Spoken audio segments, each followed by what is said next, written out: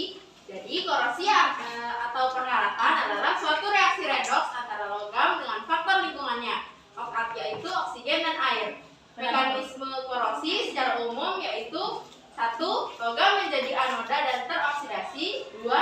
Faktor lingkungan menjadi katoda dan teredukasi. Kedua, bagaimana proses terjadinya korosi?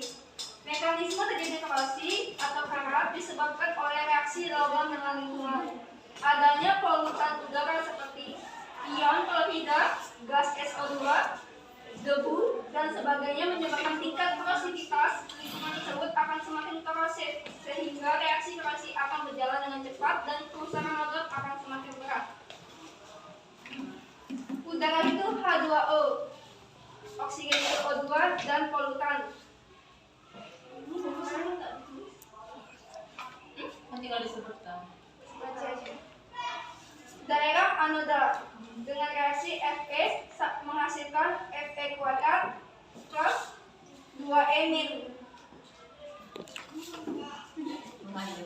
Daerah katot H2O plus 1/2O2 plus 2 elektron min menghasilkan 2 OH min. Total reaksinya Fe12 plus 2 OH min menghasilkan FeOH2.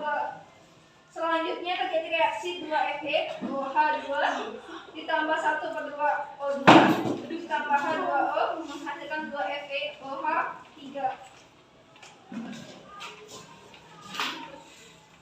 Kemudian ini juga menghasilkan reaksi 2FeOH3 menghasilkan Fe2O3 plus 3H2O.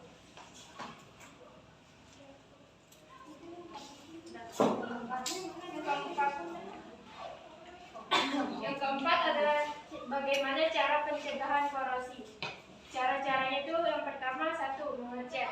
Cat biasa menghindarkan kontak besi dengan udara dan air. Yang kedua ada melumuri dengan oli. Oli dapat mencegah kontak besi dengan air dan biasa diterapkan pada perkakas atau mesin. Yang ketiga bisa dibalut dengan plastik.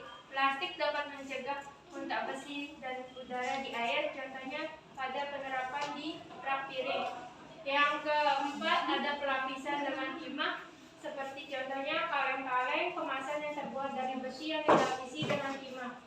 Yang kelima ada galvanisasi, itu seperti pipa besi, tiang telepon, dan badan mobil.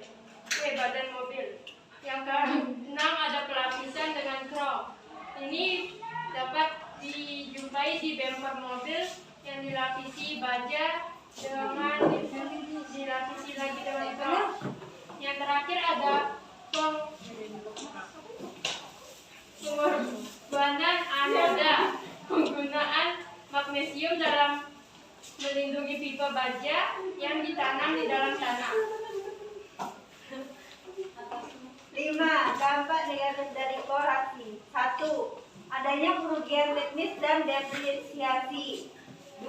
Menurunnya efisiensi. Yang ketiga, menurunnya kekuatan konsumsi. Yang keempat, apresiasi yang buruk. Yang kelima, karat merupakan polusi dan menambah biaya maintenance.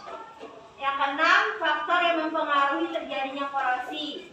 1. Kontak langsung logam dengan oksigen dan air. Yang kedua, keberadaan zat pengotor. Yang ketiga, keberadaan elektrolit. Yang keempat, suhu. Yang kelima, pH. Yang keenam, mikroba. Dan yang terakhir, jenis logam.